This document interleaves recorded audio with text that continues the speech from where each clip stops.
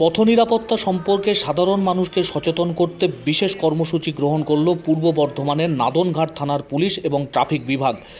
আজ একটি পদযাত্রার আয়োজন করা হয়। পারুলডাঙ্গা উচ্চ বিদ্যালয় প্রাঙ্গণ থেকে শুরু হওয়া এই পদযাত্রা বিভিন্ন পথ পরিক্রমা করে। সাধারণ মানুষকে সতর্ক সচেতন করার ক্ষেত্রে আরও বেশি পদক্ষেপ গ্রহণ করার কথা জানানো হয়েছে পুলিশ প্রশাসনের তরফ থেকে।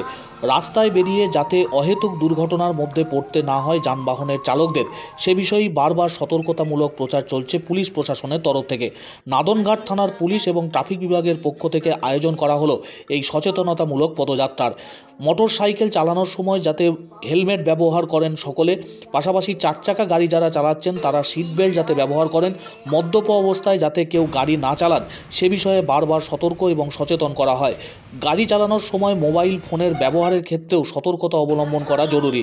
ট্রাফিক বিভাগের তরফ থেকে জারি করা সমস্ত নিয়ম মেনে যাতে পথে গাড়ি চালান সে বিষয়ে বারবার সতর্ক করা হচ্ছে পুলিশ প্রশাসনের তরফ থেকে।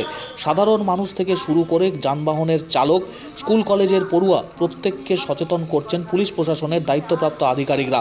ট্রাফিক বিভাগের পক্ষ থেকে এই বিশেষ কর্মসূচির আয়োজন করা হলো। বিভিন্ন পথ পরিক্রমা করে এই পদযাত্রা আগামী দিনেও ধারাবাহিকভাবে সচেতন করার জন্য প্রয়াস জারি থাকবে। এসটিকে রাস্তায় বারবার দুর্ঘটনা ঘটে, আহত হন বহু মানুষজন, এছাড়াও প্রাণহানির ঘটনাও ঘটেছে একাধিকবার। আগামী দিনে দুর্ঘটনার হার যাতে কমানো যায় তার দিকেই নজর রয়েছে পুলিশ প্রশাসন এবং ট্রাফিক বিভাগের। নির্দিষ্ট গতির মধ্যে সকলে যাতে গাড়ি চালান সে বিষয়ে বারবার সতর্ক করা হচ্ছে গাড়ি চালকদের। রাস্তায় বেরোনোর সময় ট্রাফিক বিভাগের নিয়ম মেনে সকলে যাতে গাড়ি চালান সে বিষয়েও সতর্ক করছেন পুলিশ আধিকারিকরা।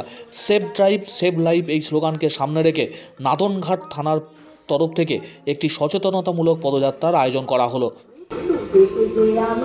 জনসাধারণকে সচেতন করার জন্য যাতে সবাই সতর্কতামূলক ব্যবস্থা নেয়। মোটরসাইকেল চালানোর সময় হেলমেট পরে, চার চাকা গাড়ি যখন চালাবে অবশ্যই তারা সিট বেল্ট ব্যবহার করবে, মদ্যপ অবস্থায় যেন কেউ গাড়ি না চালায়।